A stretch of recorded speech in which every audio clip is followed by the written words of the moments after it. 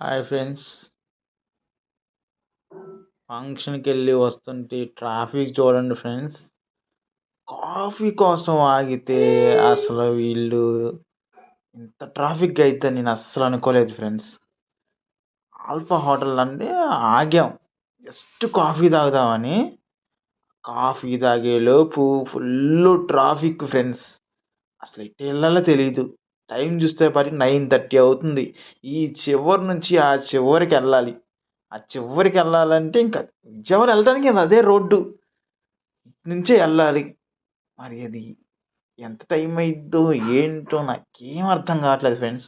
అనవసరంగా ఆగినట్టుంది కాఫీకి.